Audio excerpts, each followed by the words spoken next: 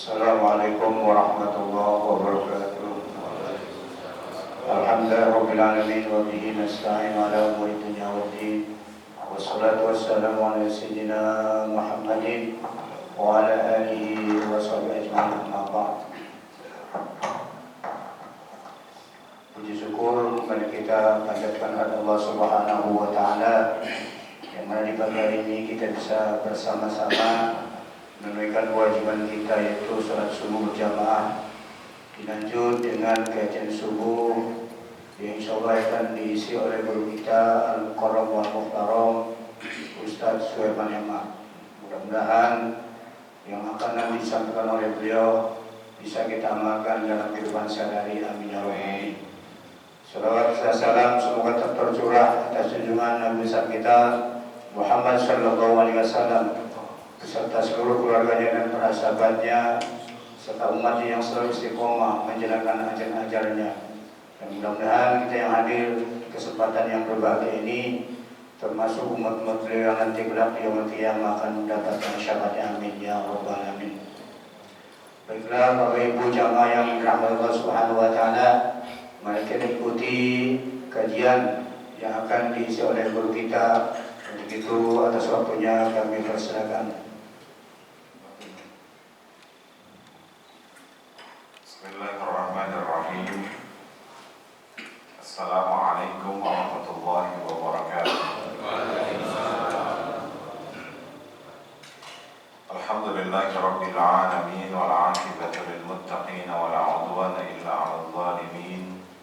Asyhadu an la ilaha illallahul malikul haqqul mubin wa asyhadu anna Muhammadan 'abduhu wa rasuluhu al-mab'uts rahmatan lil 'alamin. Allahumma salli wa sallim ala sayyidina wa maulana Muhammadin wa ala alihi wa ashabihi wa man da'a bi da'watihi wa istanna bi sunnatihi ila yaumi liqa'i rabbih wa ba'd. Jamaah salat subuh yang dimuliakan Allah Subhanahu wa taala, kita awali dengan mengucapkan kalimat syukur kepada Allah. Alhamdulillahirabbil alamin.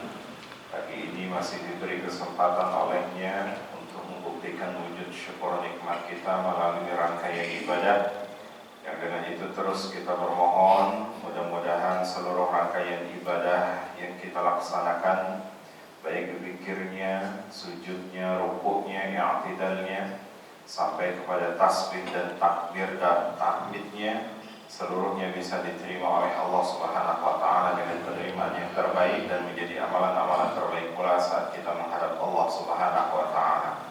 Salawat dan salam senantiasa tercurah limpah pada suri tauladan kita Nabi Muhammad sallallahu alaihi wasallam beserta keluarganya, sahabat-sahabatnya, tabi'in wa tabi'in at-tabi'in. Yang mudah-mudahan asbab dari salawat yang senantiasa terucap melalui lisan ini tidak hanya menjadi bukti syafaat bagi kita, melainkan menjadi sumber kekuatan bagi kita untuk bisa melanjutkan estafet dakwah beliau dan menghidupkan sunnah-sunnah Rasulullah SAW.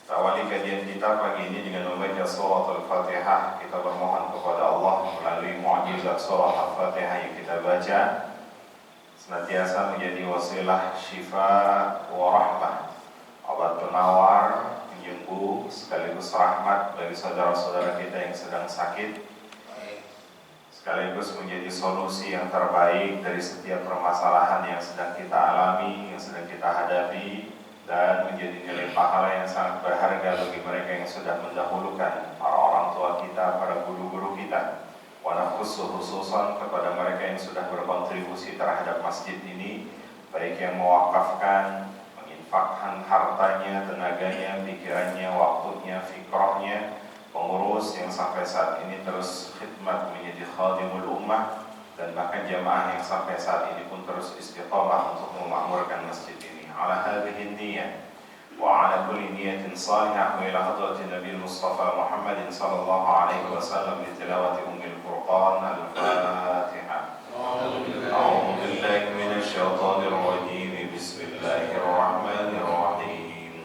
Alhamdulillahi rabbil alamin.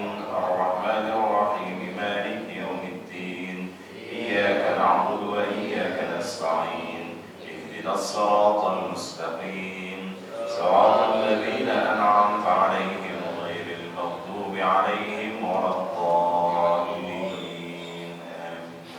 Berikutnya Al-Fatihah kita khususkan untuk musannif wa mu'allif hadzal kitab Sayyid Ahmad Al-Marzuki Al-Maliki Al-Hasani Al-Makki.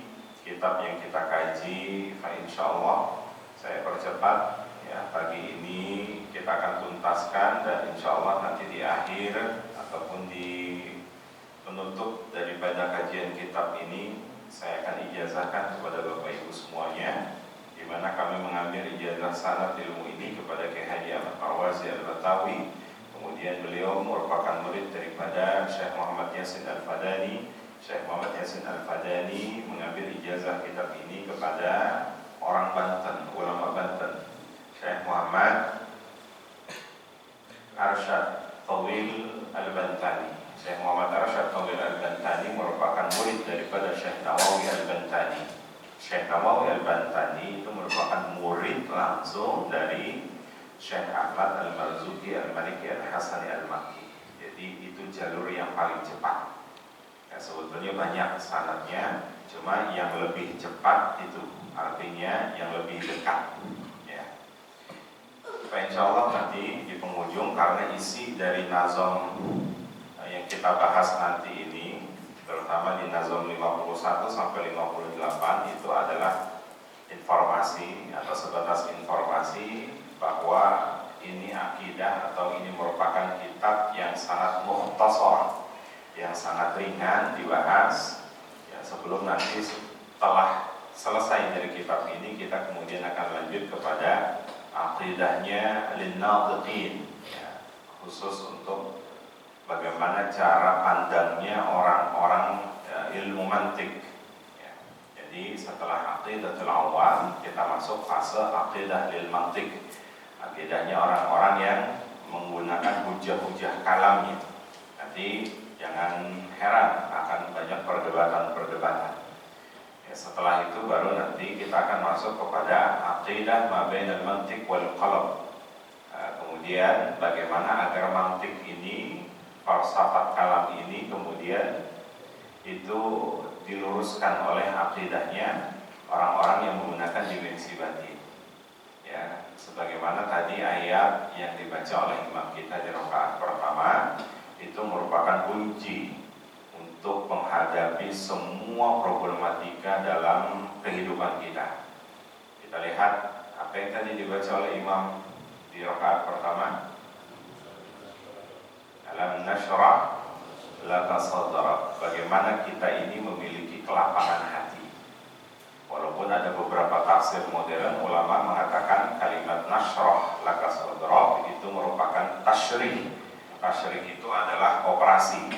Jadi Nabi itu pernah dibedah, pernah dioperasi batinnya, dimensi kolbunya itu oleh malaikat. Akan tetapi itu adalah riwayat yang dhaif. Ya, Allah ingin menegaskan bahwa Nabi Muhammad itu dimensi batinnya bagaikan wadah yang sangat luas, nggak sempit. Makanya kalau wadahnya sempit, ada orang mengatakan sesuatu, salah persepsi, salah pemahaman, itu mudah tersinggung. Tapi Nabi Muhammad, Masya Allah, wadahnya sangat luas. Sebelum ada yang namanya kerikil-kerikil yang dalam wadah itu sudah dibuang duluan. Iri, dengki, hasad, dendam, hasud itu sudah dibuang duluan. Jadi bagaimana mungkin Nabi Muhammad SAW itu memiliki penyakit-penyakit seperti itu? Ya, sekalipun ya memang kita akan dapatkan di mana sebetulnya Nabi Muhammad ketika membenci sebuah perilaku seseorang. Ya. Ada nanti kalau kita mengkaji kitab Syama'ilul Muhammadiyah. Ya. Ahlan jamaah kita. Dari mana ini Pak? Oh, salah Nurul Iman. Ahlan warahmatullahi. Lanjut aja, nggak apa-apa langsung. Musafahannya nanti.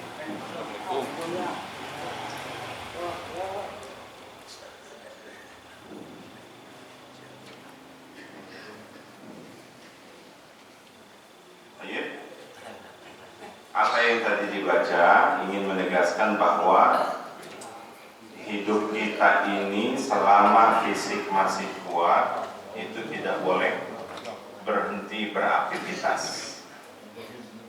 Apa dalilnya? Fa'idha faraghta fansab. Ayat ini memberi pesan kepada kita, nggak ada waktu istirahat buat kita. Selesai dari aktivitas, plan lagi.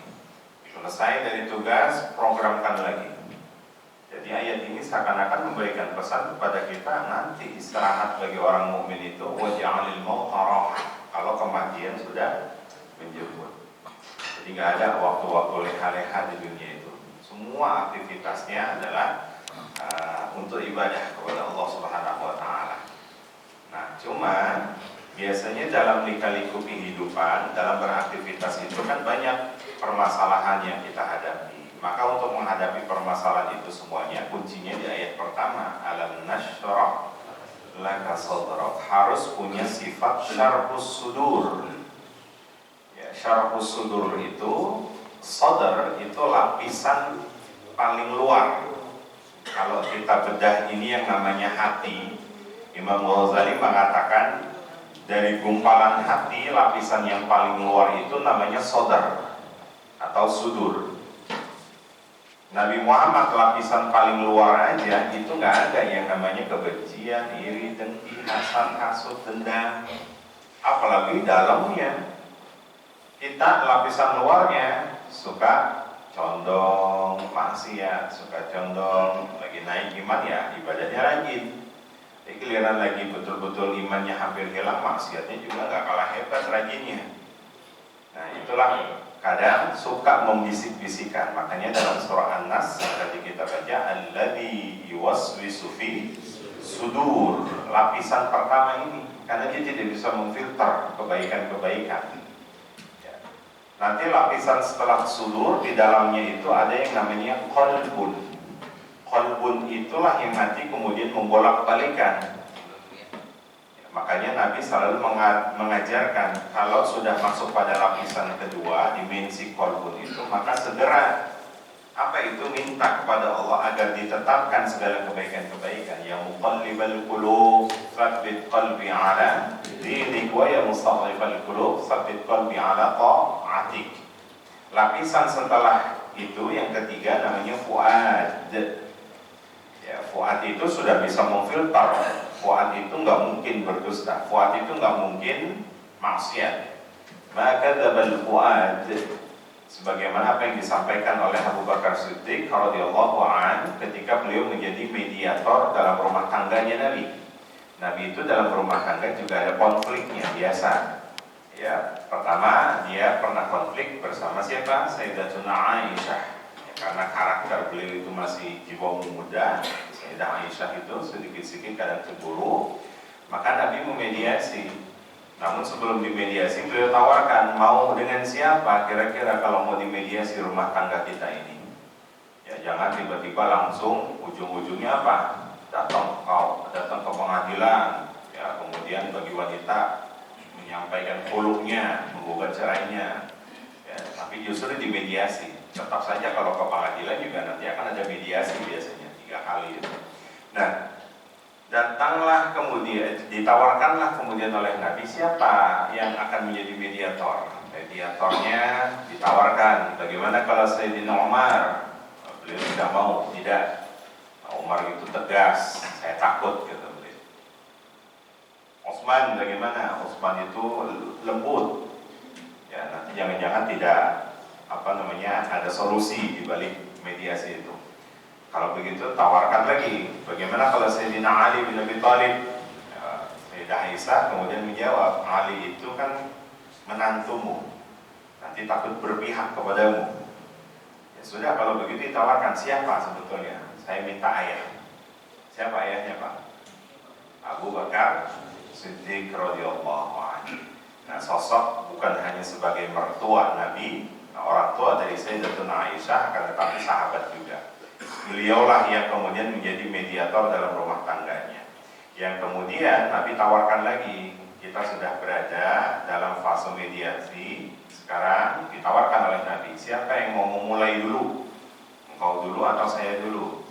Nah, Kemudian Sayyidah Aisyah menjawab, engkau dulu ya Rasulullah, tapi dengan catatan, ya sampaikan apa adanya, jangan berdusta. Yang marah siapa di situ, Pak? Nabi diminta oleh Sayyidah Aisyah jangan berdusta. Yang marah siapa? Abu Bakar, ayahnya, sebagai mediator saat itu. Saking keselnya, saking emosinya, dia pengen nampar putrinya.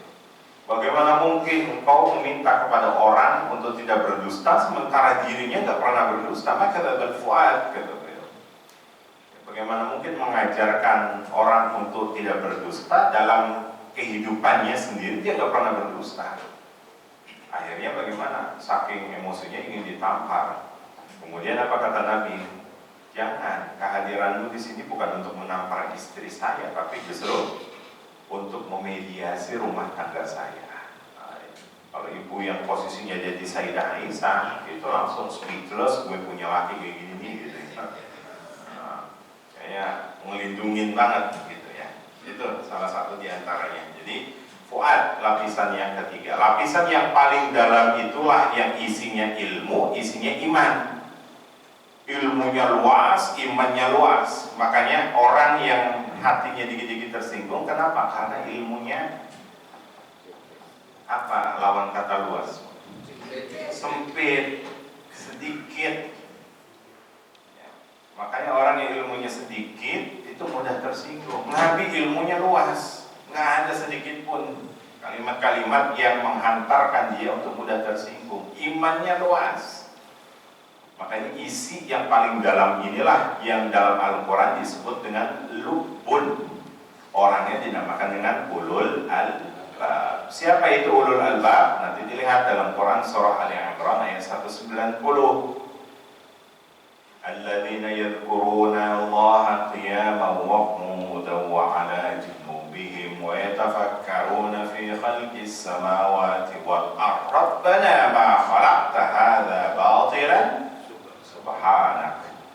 Ya, ayat itu kan inna fi khalqis samawati wal ardi wa ikhtilafil laili wan nahari la ayatin li ulil albab. Jadi lapisan yang paling dalam sekali itu dinamakan dengan lubun, orangnya dinamakan dengan ulul albab. Ya, itu isinya ilmu, isinya iman yang sangat luas. Ya. Jadi untuk menghadapi aktivitas hidup yang sangat sempit ini kadang suka kita alami ya, fase-fase itu kadang baik, kadang buruk.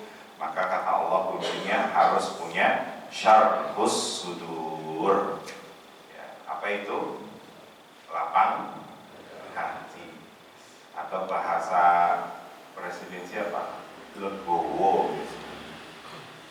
Siapa yang suka menyebut legowo?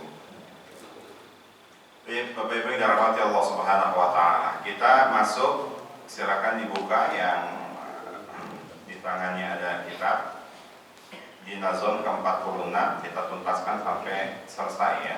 Karena nanti 51 sampai 58 itu info saja. Wa qabla hijratin Nabiyil Isra min Makkatin lailan min Qudsin yudra.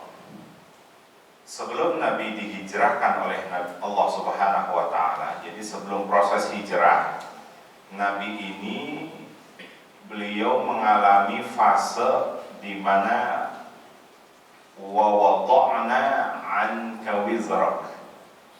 Ayat kedua lagi itu Pak, di surah Al-Insyirah yang tadi Imam kita baca. Nabi itu mengalami fase yang sangat berat, wizrak. Wizrak itu beban yang sangat berat yang bisa jadi kita nggak bisa tampung. Bisa jadi kita nggak kuat untuk menahannya.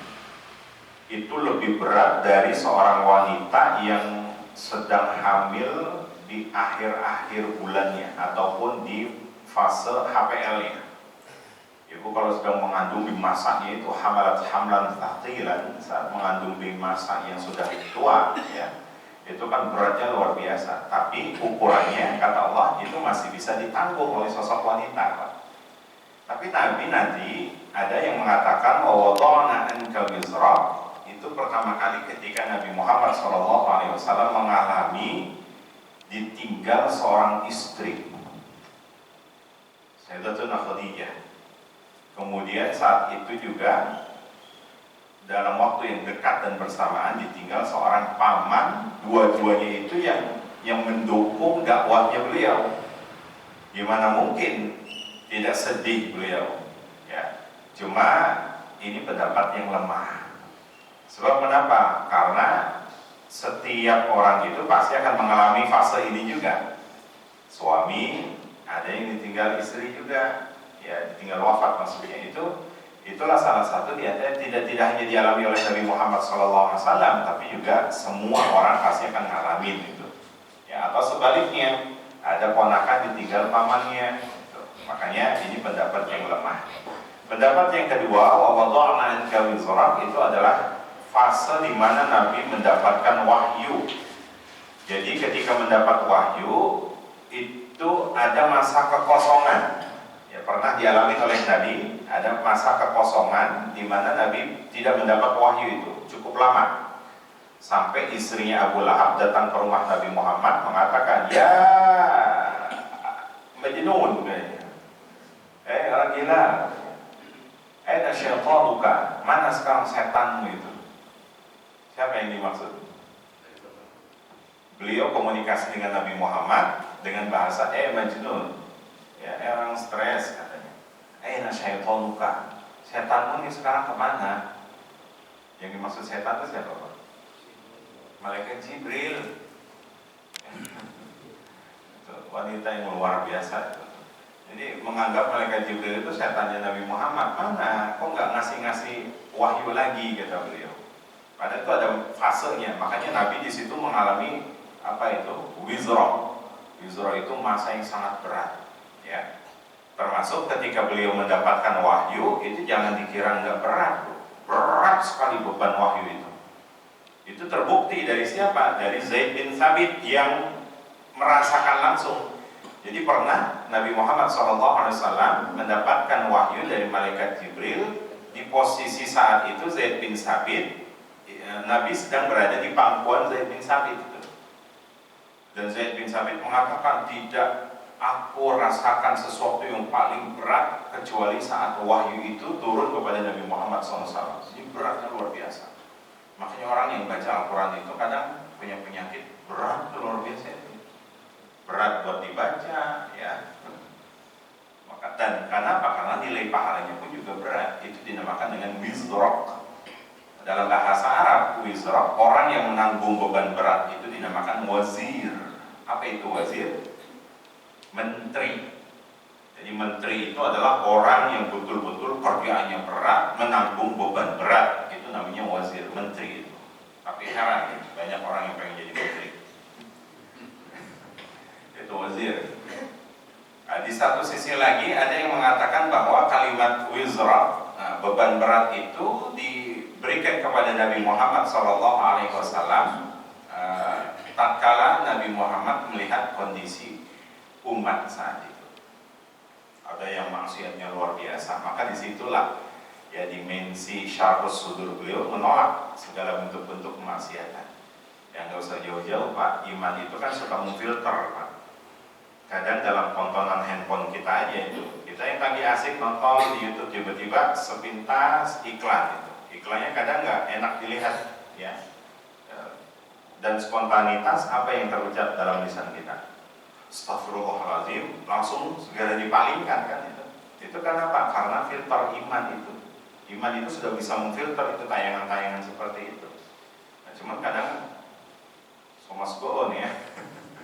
Bilang mau ya apa iklannya begini, lah kok, nah akhirnya diklik lagi. Nah, itu hati-hati. Nah maka Nabi ketika melihat sebuah kemaksiatan, imannya nggak bisa menerima. Maka ketika melihat umat yang sedang maksiat seperti itu, beliau nggak bisa menerima. Ya, makanya bersyukur ketika ada di antara kita yang ketika melihat sebuah kemaksiatan, iman kita ini bergejolak. Berarti masih ada dimensi batin kita ini dekat dengan Allah Subhanahu wa Ta'ala. Ya, hati-hati kalau misalkan melihat sebuah kemaksiatan, namun ternyata iman kita itu meridhoi. Ya, meridhoi itu dengan cara apa? Melanjutkan, diam saja, tidak terpengaruh dan sebagainya. Ya, ini hati-hati. Baik, min lailatin lailan liqudsin yudra, di mana Nabi Muhammad SAW melakukan proses Isra dan Mi'raj itu dari kota Mekah tepat di malam hari liqudsin yudra, yaitu sampai pada kota Kudus. Ya, di mana itu? Al-Quds, yang sekarang sedang konflik, ya, di wilayah Palestina. Allah, panjang sejarah Palestina. Kita doakan mudah-mudahan saudara-saudara kita Allah lindungi mereka. Saya heran kadang ada orang yang nggak cukup ilmunya, nggak pernah ke sana juga, hanya dapat informasi dari beberapa media, akhirnya bisa menyimpulkan. Ya memang banyak kisah. Kalau mau dibicarakan dari sudut pandang mana dulu nih sebetulnya Palestina, mau dari geopolitik atau mau dalam sudut pandang agama. Maka tetapi konflik Palestina itu nggak pernah lepas dari konflik agama, karena Islam membahasnya dalam ayat-ayat Al-Quran. Jadi jangan pernah mengatakan bahwa itu bukan konflik agama, itu hanya konflik kemanusiaan. Betul, kami juga, ya, kami aktivis lembaga filantropi juga, Pak. Di Dompet Duafa itu dari 2014, ya, bahkan jangan dari 2007, saya masuk di 2014, itu pun juga sulit untuk masuk ke wilayah-wilayah sana. Jadi makanya sekali lagi mohon maaf lahir batin, hati-hati ketika ada donasi-donasi berkaitan dengan Palestina, cari betul-betul. Ya, dan sampai saat ini pun juga mengatasnamakan RI, ya, negara kita juga terakhirnya tertahan, nggak bisa masuk ke sana. Ya memang sulit, Pak. 2014 kami dapat ditugaskan itu, Bapak Ibu mungkin kenal ya nama Buya Rozi Hasim. Saya berbarengan dengan beliau. Ya qadarullah, ya memang sulit untuk masuk ke sana. Ya mau tidak mau akhirnya segala sesuatu bawaan-bawaan kami itu titipan akhirnya dialokasikan ke Suriah saat itu. Karena Suriah juga dulu pernah ada konflik, ya. Dan media hoax itu luar biasa. Ya, karena kalau untuk masuk bantuan-bantuan ke wilayah Gaza itu harus ada persetujuan dua negara, Mesir dengan Israel. Kalau Mesir menyetujui, Israel nggak bisa masuk. Baik. Wa ba'da al-Isra'i 'urujun lis-sama' hatta ra'a an-nabiy rabban kallama. Dalam prosesi ibadah Isra dan Mi'raj, Nabi Muhammad sampai uruj lis-sama', sampai di-mi'rajkan ke langit yang lebih tinggi, lis-sama' hatta ra'a an-nabiy rabban kallama, sampai Nabi itu ro'a yara itu melihat secara langsung. Jadi kalau ada yang mengatakan Nabi Muhammad itu kan mi'rajnya ruhnya doang, tidak. Karena hadis sahih mengatakan Nabi Muhammad itu Isra Mi'rajnya bukan ruhnya saya, tapi justru bainama ana naimun wa yaqzah. Jadi fisik dan ruhnya beliau di Isra Mi'rajkan. Hadis riwayat Al-Bukhari, hadisnya sahih.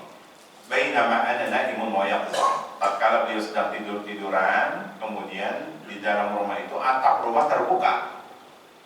Nah ternyata datang sosok malaikat Jibril alaihissalam. Atap rumah itu dibelah oleh malaikat Jibril. Dan ini jangan dimaknai secara fisik, ya, karena nanti ada orang-orang jahiliyah yang nggak paham, ya, kemudian diperiksa itu mana atapnya, kok nggak ada yang belah-belahan. Kemudian akhirnya datang malaikat Jibril. Nah disitulah Nabi akhirnya ditasyrik lagi, tasyrik sudurnya, dibedah lagi, dioperasi lagi, disucikan lagi, karena akan mengalami perjalanan di situ. Dan itu naimun wa yaqzah dalilnya. Naimun itu adalah tidur, yaqzah bangun dari tidur, Pak. Apa maksudnya? Tidur bangun dari tidur. Alam trans. Nah, apa alam trans itu? Itu alam malakut. Bapak pernah nggak melihat ada orang yang posisinya memang tidur, tapi dia seakan-akan berjalan, kemudian bisa ke kamar mandi, tapi posisinya tidur gitu? Iya, atau ngalamin sendiri? Itu namanya alam trans. Itu yang dialami oleh Nabi Muhammad. Fisiknya ke bawah, ya, ruhnya juga ikut. Jadi hati-hati yang mengatakan Nabi Muhammad Isra Mi'raj itu ruhnya saja. Sampai ayat ini mengatakan, Nazom ini mengatakan hatta ra'an nabiyyu rabban. Beliau itu melihat Rabb, Allah secara zat. Bayangin, nabi mana yang melihat Allah secara zat, secara langsung itu, kecuali Nabi Muhammad SAW. Nggak cukup Rabb melihat, tapi kallama itu komunikasi secara langsung. Makanya kan pada saat naik lebih tinggi lagi, apakah dihantar oleh malaikat Jibril? Malaikat Jibril enggak ikut dalam proses hantaran itu. Ini tugasmu karena kamu mendapatkan undangan langsung. Bayangin Pak, Nabi Musa minta untuk bisa melihat wujudnya Allah, disuruh berjalan, melakukan perjalanan sepanjang 40 hari ya. Makanya nanti cikal bakal orang Yahudi ini berangkat dari sini nih.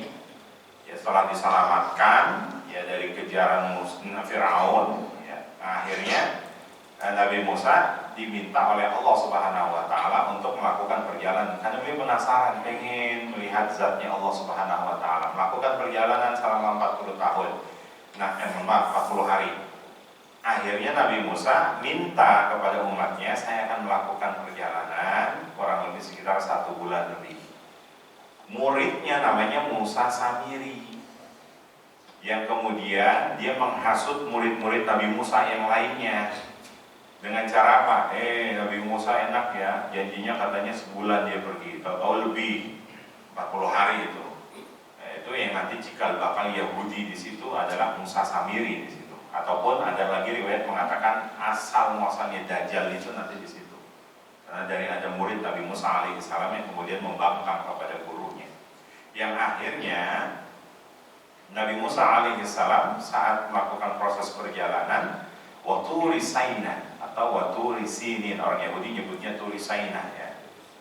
Itu memberikan informasi bahwa Nabi Musa, kalau kau memang betul-betul niat ingin melihatku, coba kau palingkan pandanganmu ke bukit Tur Sina itu.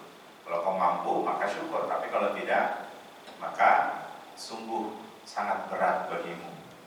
Nah, ternyata didapati Nabi Musa mampu nggak melihat zat Allah Subhanahu wa taala? Tidak. Makanya ini menjadi alasan dalam beberapa kitab ya, para ulama mengatakan ketika Nabi Muhammad selesai komunikasi kepada Allah, turun ke langit ke-7, ketemu dengan siapa? Nabi Musa alaihissalam ya. Yang kemudian apa? Apa kata Nabi Musa alaihissalam? Muhammad, apa yang disampaikan oleh Allah? Sebetulnya itu alasan beliau. Alasan apa? Alasan karena seketika orang yang sudah melihat zatnya Allah Subhanahu wa taala, nurnya itu luar biasa. Gak usah jauh-jauh begini. Di wilayah Kayu Ringin ini ada orang yang baru 40 hari menunaikan ibadah haji. Kita datang ke rumahnya, Pak. Ada nggak sesuatu yang nyaman kita lihat dari wajahnya dia? Ada.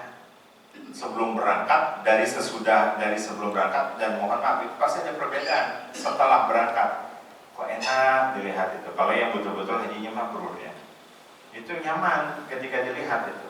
Begitupun sebaliknya Nabi Musa ketika melihat Nabi Muhammad SAW, loh, kok nyaman banget dilihat ini. Makanya itu menjadi alasan balik lagi. Biar apa? Biar memantulkan nurnya Allah Subhanahu wa taala itu yang pernah dilihat oleh Nabi Muhammad SAW. Itu bahasa orang sini kecipretan gitulah. Ya, Nabi Musa pengen bisa kecipretan nurnya Allah itu. Ya. Hatta ra'an Nabi rabban kallama min ghairi kaifin wa inhisarin wa aftarat alaihi khamsan ba'da khamsinan farad. Yang kemudian mendapatkan perintah berapa? 5 waktu. Sekalipun cuma 5 ya, maka itu sama nilai pahalanya dengan 50 waktu. Sebab dalam Islam menjaa bil hasanah falahu asyru amsalihha. Satu kebaikan itu dilipat gandakan menjadi 10. Berarti kalau 5 waktu dilipat gandakan menjadi 50. Ya. Sebab kalau dikatakan oleh Nabi Musa bahwa umatmu nggak bakalan sanggup untuk melakukan ibadah 50 waktu. Yakin nggak Pak? Itu yang menjadi alasan para ulama. karena bertolak belakang dengan ayat Allah dalam Quran surah Fatir ayat 29, ayat terakhir. Muhammadur Rasulullah walladzina ma'ahu asyidda'u 'alal kuffari ruhama'u bainahum tarahum ruk'an sujjadan. Umatnya Nabi Muhammad itu sudah digambarkan dalam kitab Taurat, dalam kitab Injil, bahkan Al-Quran mencatat ulang kembali bahwa umatnya Nabi Muhammad itu ruk'an. Ruk'an itu kalau pakai wazan fa'ala yufa'ilu, itu aktivitas yang selalu dilakukan berulang-ulang. Jadi kalau rukunya berkualitas, sujudnya berkualitas. Itu umatnya Nabi Muhammad menegaskan kalau beliau lagi sholat, umatnya Nabi Muhammad itu nggak sembarang sholat. Tapi inilah yang menjadi alasan para ulama bahwa Nabi Musa ini menjadi alasan saja agar Nabi Muhammad bisa kembali melihat Allah Subhanahu wa taala sehingga memantulkan kepada Nabi Musa alaihissalam. Kalau diminta 50 waktu, umatnya Nabi Muhammad pun juga sanggup. Bisa bayangin Pak, perusahaan besar otomotif misalkan di Jepang itu melihat umatnya orang Islam dikit-dikit sholat, itu kira-kira mengalami berapa kerugian otomotif, terutama yang beberapa sekian menit ataupun berapa jam sudah harus keluar gitu kan. Sementara dia subuh dulu, nanti setelah subuh syuruk dulu, nunggu duha lagi gitu ya. Dan nunggu duha, masuk zuhur lagi. Zuhur itu nggak 5 menit. Makanya dibatasi banyak perusahaan otomotif itu, apalagi kalau di Korea Selatan ya, sulit bagi mereka dan dibatasi itu waktu sholatnya. Apalagi kalau sampai ibadah Jumat.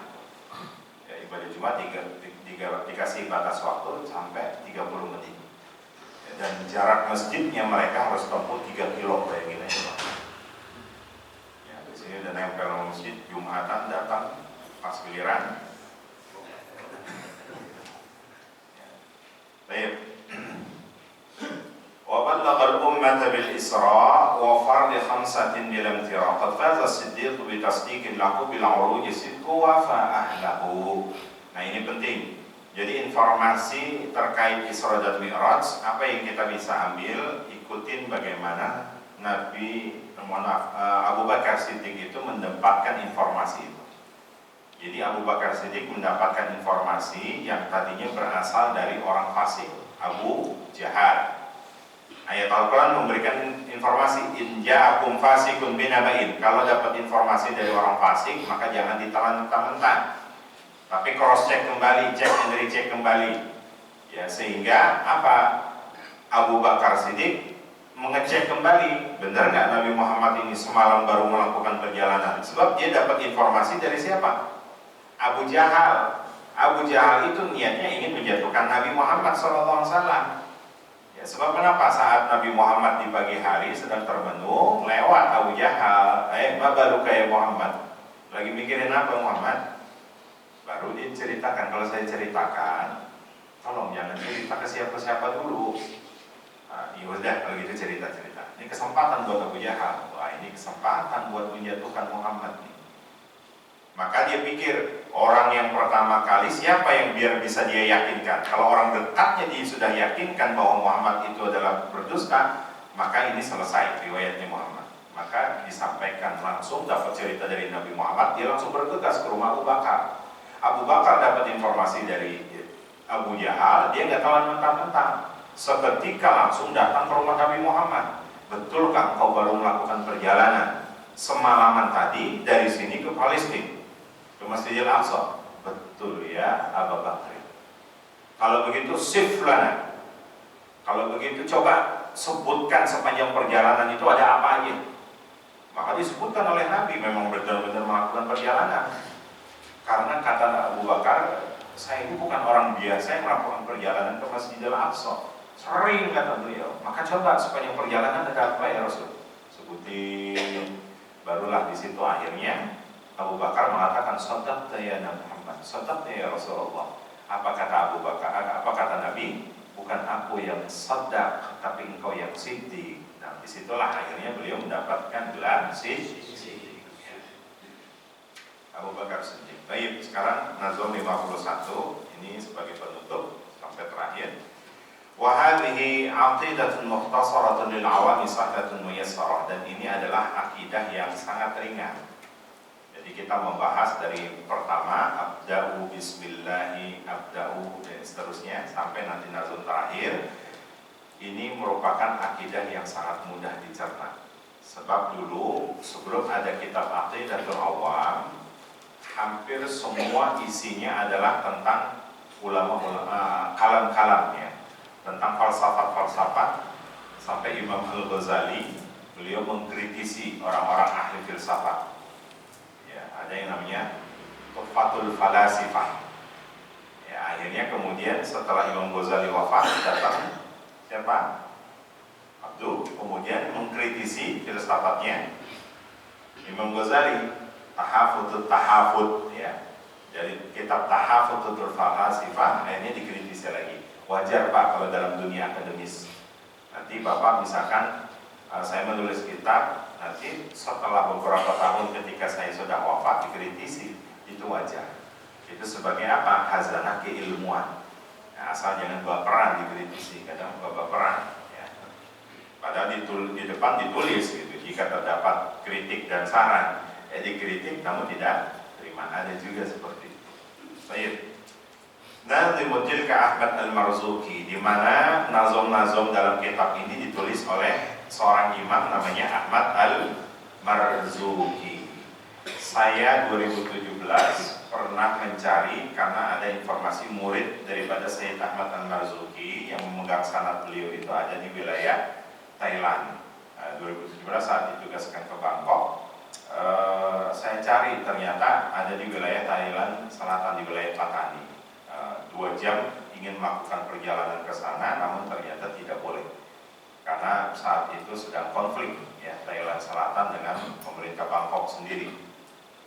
Jadi nggak bisa masuk ke wilayah Patani. Ujung-ujungnya 2022 kemarin, 2022 di Februari, muridnya datang ke Harapan Indah. Jadi ketemunya di situ, qadarullah. Nah, jadi ngambil sanad yang lebih dekat lagi kepada muridnya. Makanya banyak orang yang menisbatkan kepada Ahmad Al-Marzuki. Ya. Di Klender dulu ada guru Marzuki. Ya. Mayyantabi lis-sadiqil masduq walhamdulillah wa sallallahu wasallama ala nabi khair man qada 'allama. Ya, terima kasih atas segala puji bagi Allah Subhanahu wa taala. Dan salawat serta salam kepada Nabi Muhammad sallallahu alaihi wasallam, khairi man qad 'allama, sebaik-baik orang yang mengajarkan. Jadi kalau ada orang yang gelarnya profesor itu belum tentu menjadi guru yang terbaik. Kalau gelarnya mau apapun, profesor, doktor, MPD, PPD, metodologi sebagainya itu belum tentu jadi guru terbaik. Tapi guru terbaik adalah khairi man qad 'allama, cuma sosok Nabi Muhammad sallallahu alaihi wasallam. Wal ali wa sahbihi wa kulli mursyidin wa kulli man bi khairin hadin yaqtadi. Ya, beserta keluarganya, sahabat-sahabatnya, seluruh guru-guru yang tersambung nasabnya kepada sanadnya kepada beliau. Wa as'alul karim ikhlasal amal wa naf'a kulli man biha qad ishtaghal. Dan aku berdoa, Imam Ahmad Al-Marzuki beliau berdoa, mudah-mudahan apa yang beliau tulis ini menjadi keikhlasan beliau dalam beramal, wa naf'a kulli man biha qad ishtaghal, dan ini menjadi manfaat. Ya, dan alhamdulillah kita sudah menuntaskan kitab ini. Abiyatu hamaizun bi'adil jumal ta'rifuha li hayyin ghairin jumal, di mana nazom-nazomnya itu sekalipun beliau dapatkan lewat mimpi, tapi mimpinya itu adalah apa? Ru'yah sholihah. Ya. Samaituha Aqidatul Awam, yang kemudian disebutkan atau diberi nama kitabnya namanya Aqidatul Awam. Apa itu akidah? Akidah itu akdun. Akdun itu ikatan.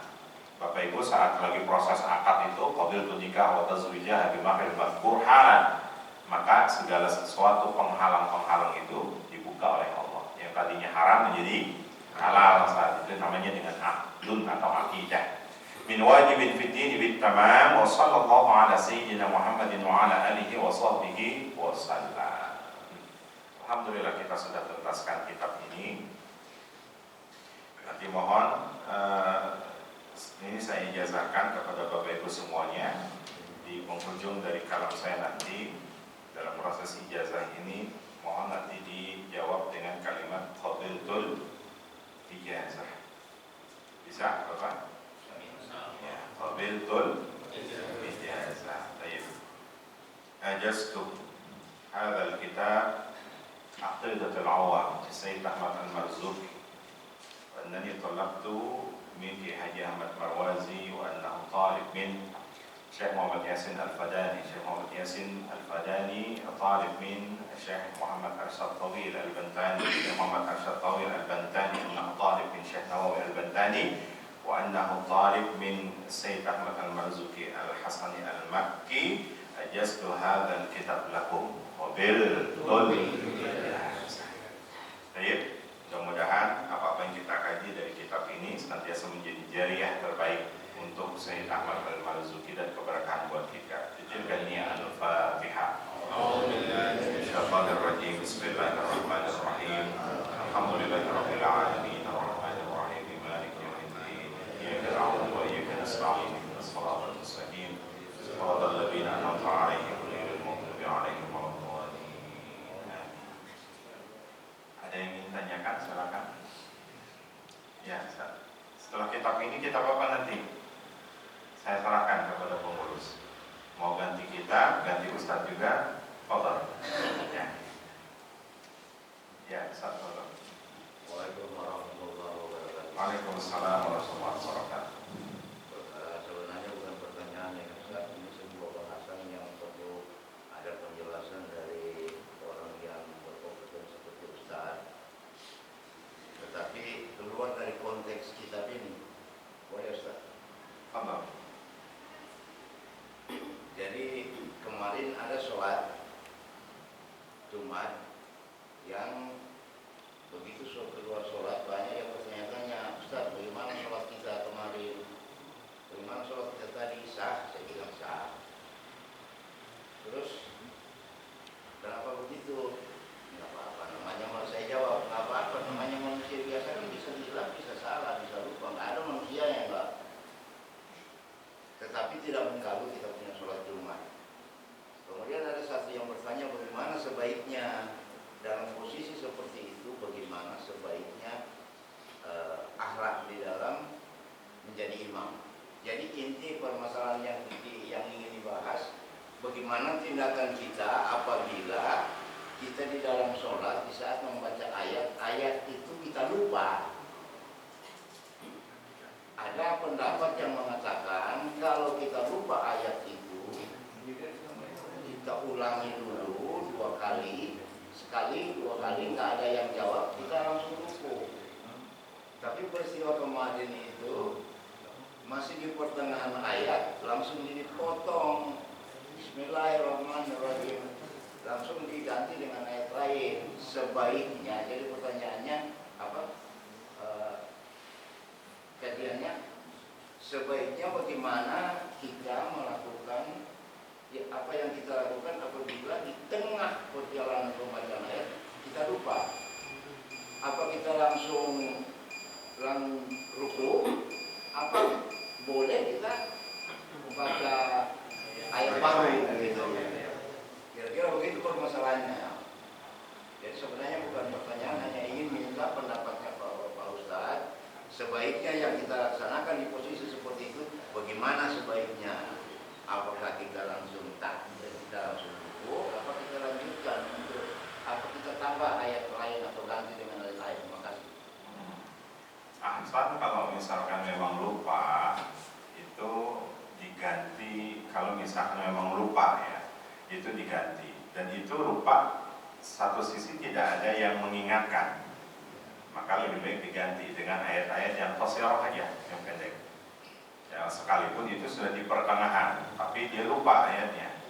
Nah, di satu sisi dia udah distimulus sama imam, makmum juga nggak ngerti ayat apa yang dibaca gitu ya.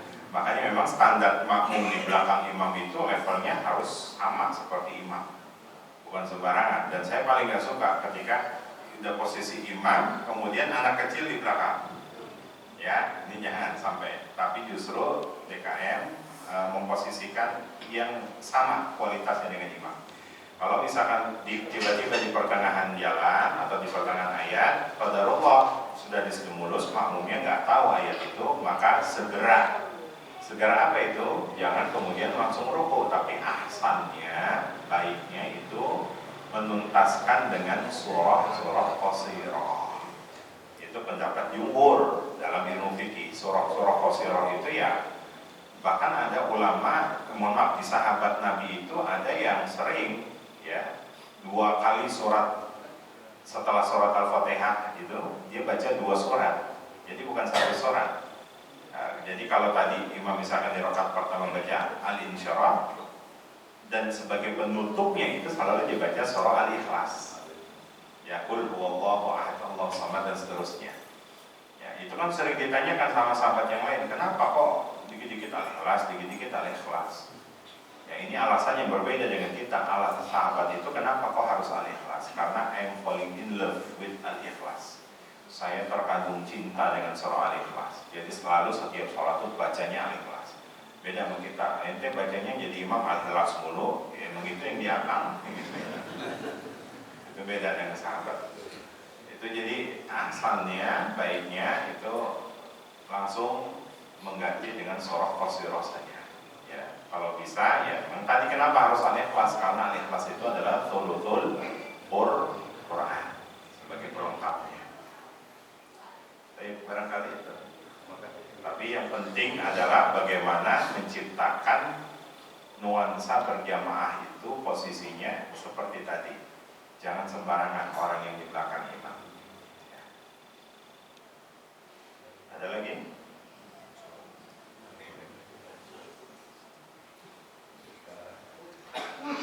Kalau ada yang mau mengusulkan, nanti silakan ke DKM. Ya, kitab ini sudah tuntas.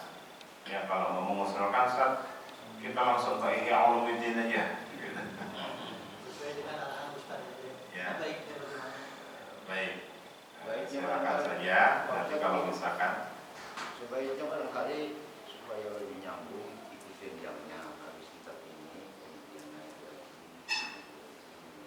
ya, Itu barangkali yang bukan apa ya, mungkin saya juga bagian dari DKM, barangkali mengusulkan seperti itu. Sepertinya habis kitab ini apa kitab yang ada di atasnya supaya jamnya lebih spesifik, supaya tidak terjadi pembahasan yang apa ya, tumpang tindih gitu, supaya jamnya jalan apalagi karena ini kan pembahasan yang berijazah gitu. Kira-kira begitu. Makasih. ya. Kalau mau lanjut setelah Aqidatul Awam itu ada namanya kitab Hasyiat Ummul Barahin. Jadi kalau nanti Bapak Ibu di rumah punya, dulu itu pernah dikaji di madrasah-madrasah itu Ummul Barahin itu nggak lepas. Ya, Syarah Ummul Barahin atau kitab Ummul Barahin yang menulis ada Sayyid Ahmad As-Sanusi. Jadi Imam As-Sanusi beliau menulis kitab itu, nazomnya sedikit, cuma memang syarahnya tebal seperti ini. Ya, itu kalau harganya ya nggak sampai 100.000. Itu kalau ingin lanjut. Kalaupun tidak ingin lanjut, misalkan Ustaz langsung aja kitab Imam Ghazali, tapi dari awal Bidayatul Hidayah, monggo silakan. Atau mau langsung, kita pengen yang levelnya lebih tinggi dikit, itu kan udah awam ya. Kita pengen Ihya Ulumuddin, monggo silakan. Tapi nanti sekali lagi saya sampaikan, saya tawarkan kepada pengurus. Sekalipun memang kitabnya ganti dan juga harus ustadznya ganti, itu juga tidak masalah. Tafadhol, silakan. Baik, barangkali ada pertanyaan yang lain. Ibu.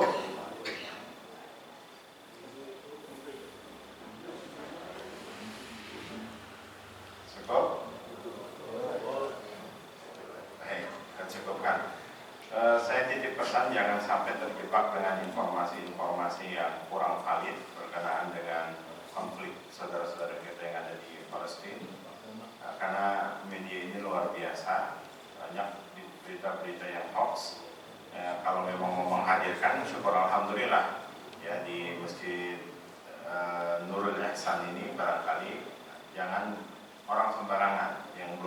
sana kemudian akhirnya berkomentar, apalagi diskusi-diskusi yang dihadirkan lewat media-media podcast itu biasanya ya.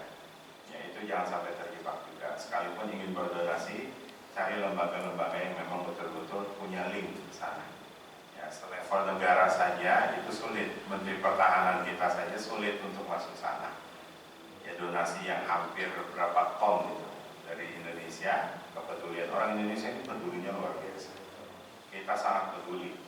Ya, dan itu mudah-mudahan kalau saya ilustrasikan sebagaimana orang-orang yang setiap kali kita doakan, terutama orang-orang yang sudah wafat.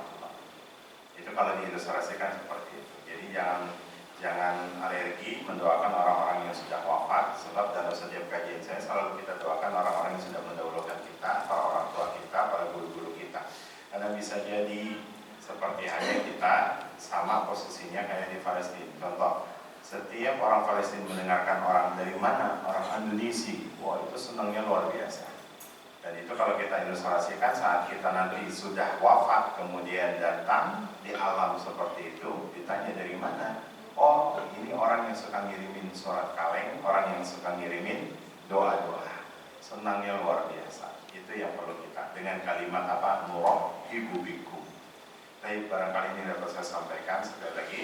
Allah maftah alaina futuhal arifin. Allah buka kecerdasan kita untuk bisa memahami ayat ini dengan baik. Yang dengan itu pun kita permohon kepada Allah agar dikaruniakan kekuatan untuk bisa mengimplementasikan kebaikan-kebaikan dalam kehidupan kita. Kita tutup dengan mengucapkan lafaz hamdalah. Alhamdulillahirabbil alamin. Subhanakallahumma wa bihamdika asyhadu an la ilaha illa anta astaghfiruka wa atubu ilaik. Kurang lebih saya mohon maaf. Assalamualaikum warahmatullahi wabarakatuh. Assalamualaikum warahmatullahi wabarakatuh. Alhamdulillah, demikian tadi yang disampaikan oleh guru kita, yaitu kita Waqidul Awam, udah termasuk dari ijazah kita semua. Mudah-mudahan apa yang dia sampaikan kita bisa mendapatkan ilmu yang bermanfaat. Amin ya rabbal alamin. Untuk itu kami segala pengurus masih berihsan. Wabillahi taufiq wal hidayah. Wassalamualaikum warahmatullahi wabarakatuh.